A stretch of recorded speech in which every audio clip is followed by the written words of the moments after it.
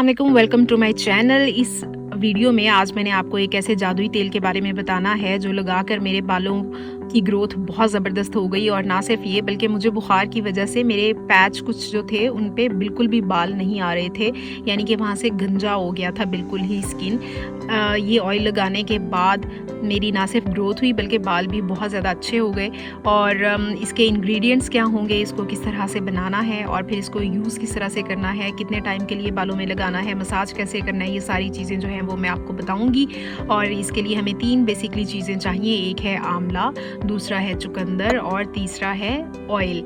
Oil आप सफ़ेद तिलों का भी ले सकते हैं या फिर सरसों का भी ले सकते हैं। सबसे पहले आपने लेना है 1 पाव सूखा हुआ आंवला, उसकी गुठलियाँ अच्छी तरह निकाल देनी है और फिर उसको अच्छी तरह से साफ़ कर लेना है और उसका बना लेना है आपने पाउडर। ये पाउडर आपको नज़र आ रहा है, इसका इस तरह से पाउडर बना लेना है। उसके बाद हमें चाहिए आधा किलो चुकंदर। चुकंदर को भी अच्छी तरह धोकर काट लें और उसके बाद फिर हम इसका बनाएंगे जूस।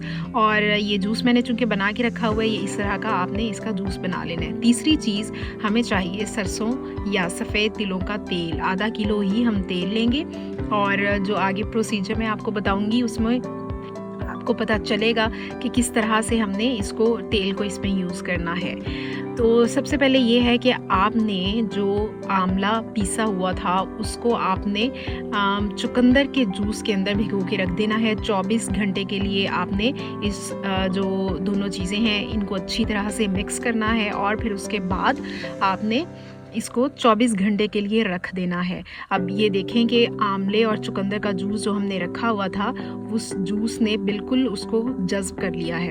अब हम लेंगे लोहे की एक कढ़ाई और उसमें जो तिलों का या फिर सरसों का तेल है उसको डाल देंगे और अब हम इसमें शामिल करेंगे बाकी के 2 इंग्रेडिएंट्स जो कि हमने भिगो के रखे हुए थे 24 घंटे के लिए, आंवला और चुकंदर जो था।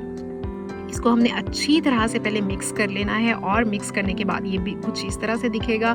और इससे अगला जो स्टेप है वो ये है कि हमने इसको पहले हल्की आंच पे पकाना है और फिर उसके बाद थोड़ी सी आग हम तेज़ करेंगे ताकि जो ऑयल है वो उबलना शुरू हो जाए। लेकिन आपने आग जो है वो बिल्कुल तेज़ नहीं करनी सारा टाइम, क्योंकि इस तरह से जो हमने इंग्रेडिएंट्स ऐड किए हुए हैं आंवला और चुकंदर का जूस वो जल जाएंगे।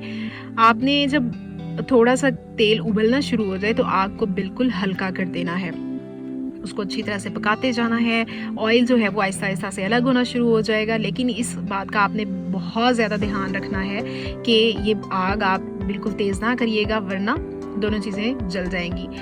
इससे आगे आपने ये करना है कि जब आप पकाते रहेंगे उसको, इसका कोई स्पेसिफिक टाइम नहीं है, बस आपने उसको पकाते रहना है। जब आपको लगे कि तेल बिल्कुल अलग होना शुरू हो गया है और ये इस तरह से जिस तरह से आपको ये नज़र आ रहा है और तेल अलग होना शुरू हो जाएगा और फिर जो हमने 2 इंग्रेडिएंट्स ऐड किए थे वो बिल्कुल बारीक हो जाएंगे। वो पकने के बाद, बहुत ज़्यादा पकने के बाद वो बिल्कुल बारीक हो जाएंगे और अब आपको ने इसको लेना है उतार।